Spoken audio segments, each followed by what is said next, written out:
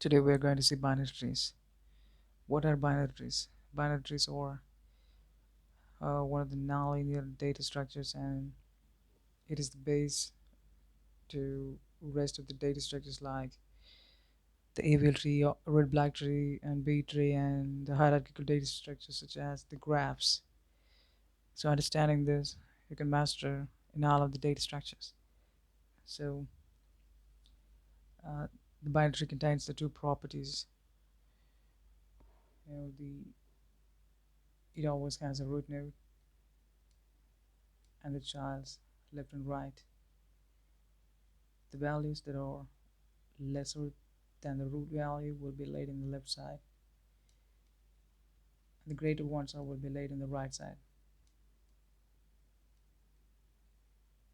This is how it actually presented in our machine. So I don't think that the theory part will definitely help you. But for example, I'm giving a kind of example now.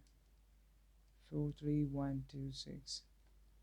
If we insert this in our machine, 4 will be here, 3 will be here, and 1 will be here, 2, and the 6 will be here. This is the binary tree.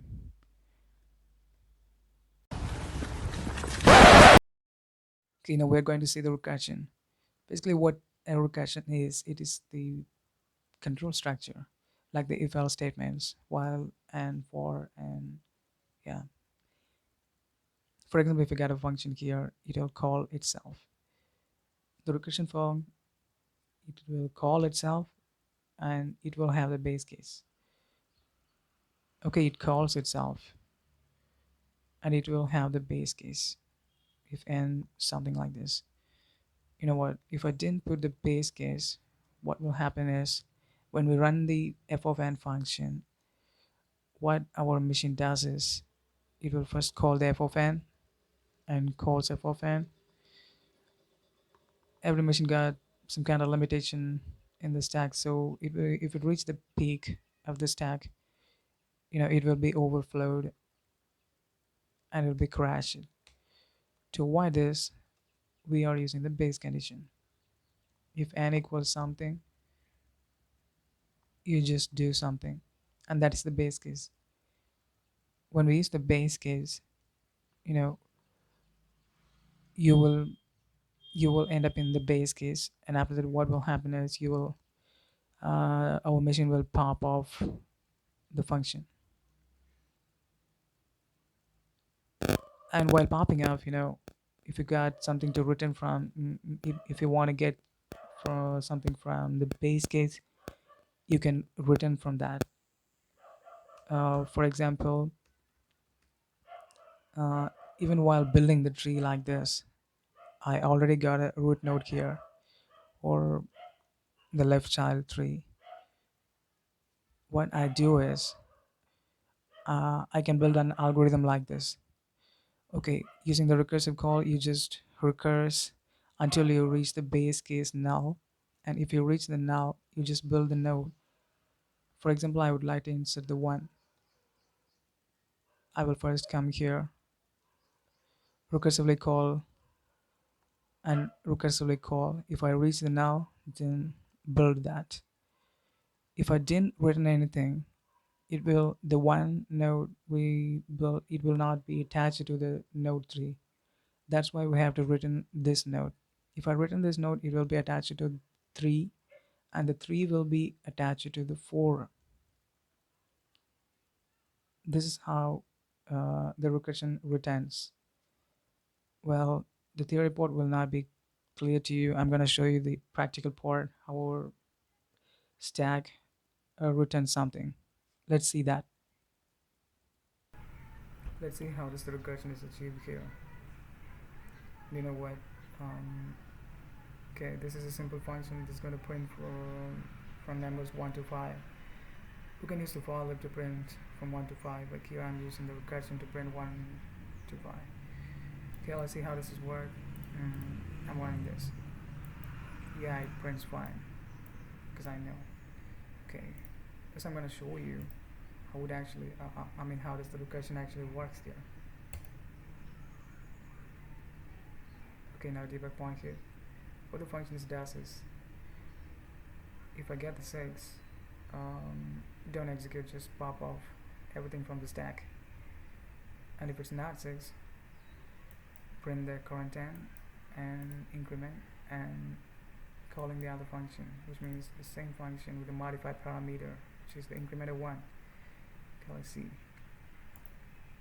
Now 1 not equals 6, we're passing 1, and that's not equal to 6.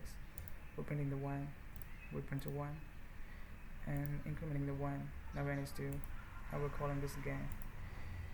You see, now we're printing the 2, incrementing and passing until we reach the base condition, pass everything. Okay, we print up to 5. Now what we're going to do is, and you see the call stack is also in the first function, then it's now 2, 3 and 4, 5, now here is 6, because this is our base condition. This is going to be popped out from the stack because we reached the base condition. Now what? Pop off. Okay, we're popped out, popping.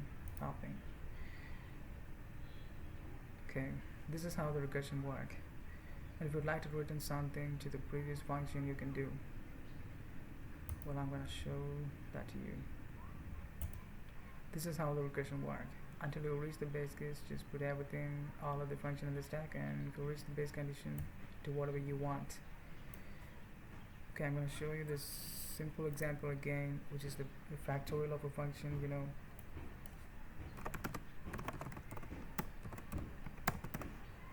This already using it like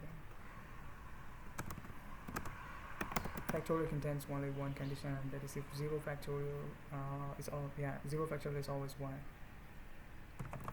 So if we reach the 0, pass the 1. 1 factorial is also 1, so return 1. Otherwise, what we have to do is we have to multiply, which means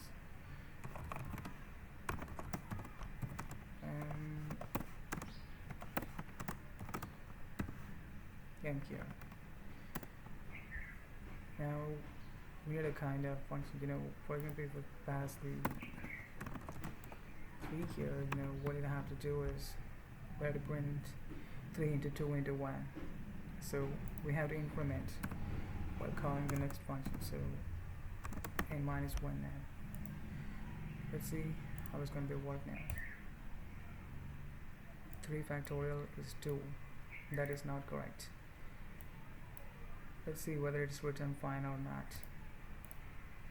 Debug now. And when you do the programming, if you don't do anything, just debug and you will get know everything. Okay. Now we pass the 3 here. That is, it not reach the base condition, so we're decrementing and calling the same function again. This is the current stack and n equal 2 here. Yeah. But when you call this,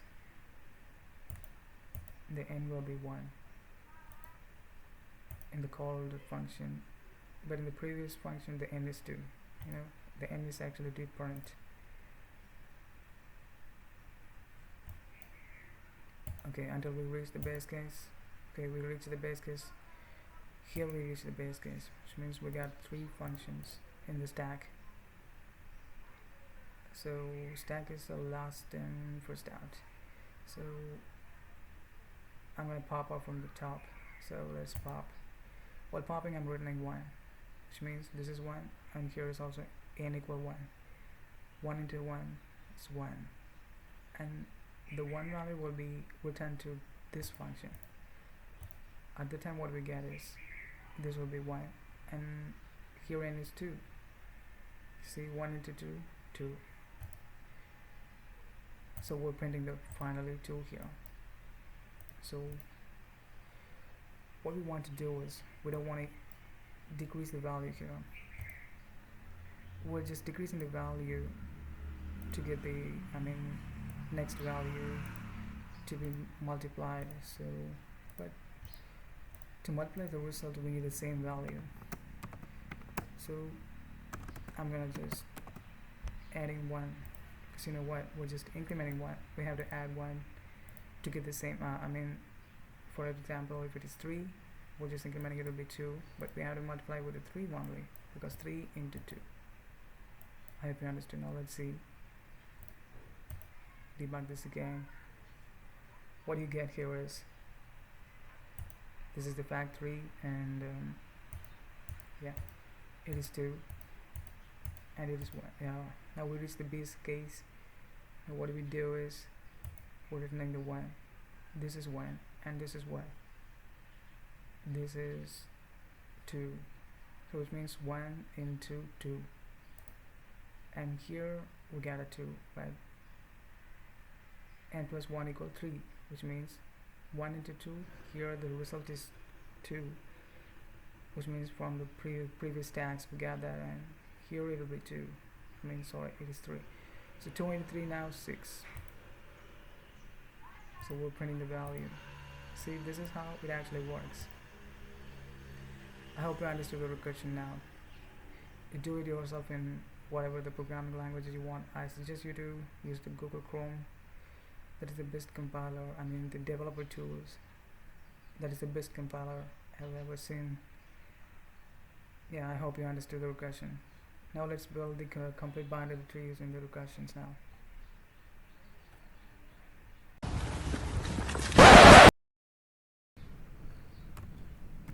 The binary tree node is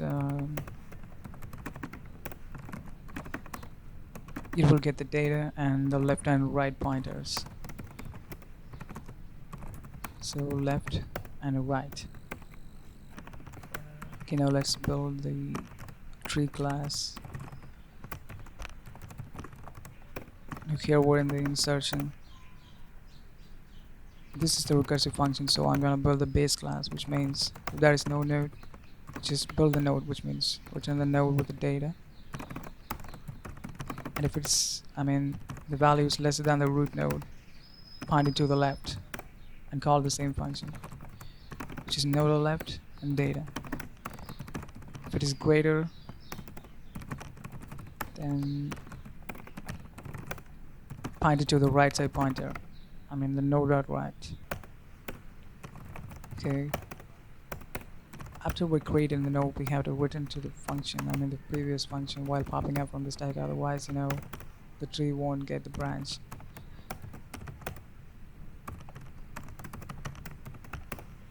Now I'm going to insert the values 1 to 5 in the tree. Let's see how does the insertion work.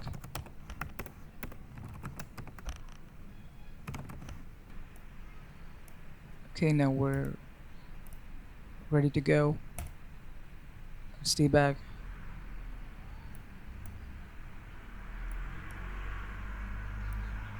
Okay. First, we don't have the, here the root is none, so this tree is empty. We're inserting the 1 key now, so we built the node and returning it to the root, because you see here we get a 1 that contains the left and right pointers. We're going to insert 2. 2 is greater than, so we point it to the right, recursive call, and building that. And after build that, attach in the right side and return that. If you didn't return, it will not be attached to the previous node 1. Okay, here we got 1 and the right pointer points to the 2. Let's insert 3, calls itself, and inserts.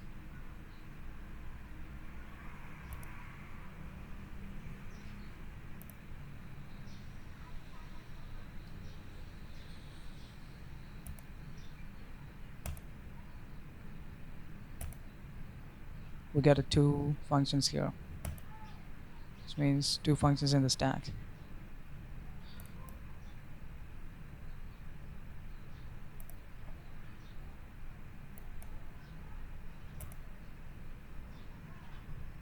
we've attached and we have to return.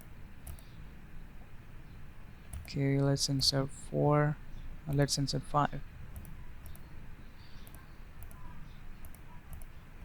Calls itself, calls itself, calls itself, calls itself. Oh, we reached that base case, so we are building the node and attaching it to the right side of the previous function, right pointer. See?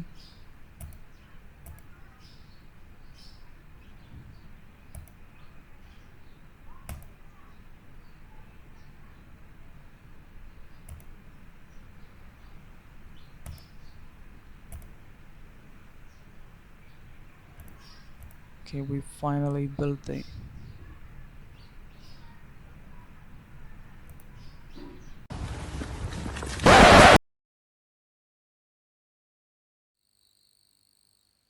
Okay, when you study the traversals, there are three traversals are commonly in order, post order, and pre order. And you know what? This is the basic three traversals. There are actually a lot of traversals. I'm gonna show that there's nothing according to your choice. You can do a lot of traversals. Okay, let's see first the Inorder Traversal. The Inorder will be first left root and right. It will first see the left and after root and after the right. So it will be the traversal will be like this: left, root, and right. Which means, for example, 2, 1, 3. Here the Inorder will be like this. 1, 2, 3. Basically, it is you will get the sorted values if you use the primary keys like in the database, such kind of data. And what? And next is the pre-order traversals, and that will first see the root and after left and after the right. So that will be 2, 1, and 3. And there is one more common traversal, and that is left, root, and the right. Sorry, left, right, and root. This is called the post order traversal. And here you can see that 1, 3, and 2. These are the common traversals. This is root. These are the common traversals. And you know what? You can build a lot of traversals yourself. You can go this way. You can visit first the right, root, left, or you can go this way, right, left, and root. There are actually a lot of traversals you can do, or you can skip any one of the things. That is your choice. But you know what? We basically use the three common ones. And let's see this now. I'm going to show you the in order only. After that, you can build the pre-order and post-order yourself. Okay, now we're going to see the Nodal Traversal. And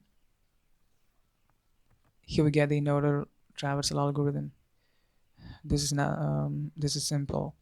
What this actually does is it takes a node as a parameter, and if there is a node, what you have to do is in the first line, you go to the left side because we need to visit first left, after root, and after right side. What this actually does is until we get the null, you just dig deep left side first, and after that print the data, and after that go to the right side. Let me show you some example. For example, if you get a 4, 3, 5 something, what we do is in the first line, what I did is you just dig deep into the left. What will happen here is in our call stack, we first reach this node. Now what? This is in order, and we dig here in order calls itself, and here the null nodes are here. There's no null nodes because the pointers are putting us in null. And now what, if you dig deep again, what we get is we will reach the base case, and after that we pop off from the stack. While we're popping off, we again back to the three, the third node, the node 3. At the time, what we do is we have to print this, or we can do anything we want in this node. Now I'm just printing. Now let's print the 3 here, and after that what will happen is, after printing, now we're calling the right side. Why I'm calling the right side is, if I didn't call the right side, it will go to the root and it won't go to the right. So if you call the right, what will happen is it will go to the right side again. If there is no you just dig deep. Otherwise it is a base case, so written to that node. We had already printed this. Now it will go to the fourth node according to the root node, which is the fourth node. The left side is completed. Um, we'll just dig deep into the left, and we have to print the 4. And after that what we got in algorithm is we are going to the right side until we reach the base case. It will go to the right and it will go to the left. Okay, it's so ugly. Okay, here we reach the base case. Now we will here in this algorithm, what we do is, here again I call the Inorder function, and it will go to the left side of that because it is a new function. And in the new function we get the line left and print and the right. This process continues always. So there's no left, there's only null. So written to the node, we print the 5 and we go to the right side. There's nothing. We written to the root. That's all. This is how it actually works. I'm going to show you the debugging. While seeing the debugging, you will get the better understanding than the theory explanation.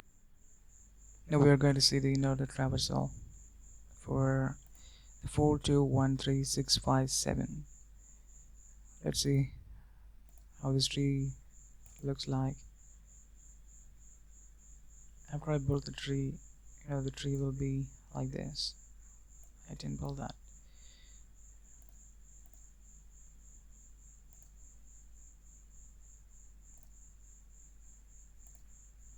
Okay, now I built the tree.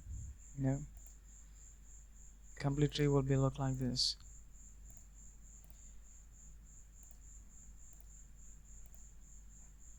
Here is the tree. Now we're going to find out, or we're going to traverse. It's an Inorder here. Let's see how the Traversal algorithm works now. It's very simple.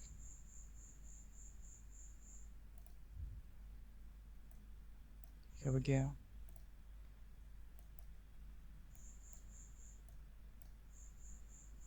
Now where are we now is now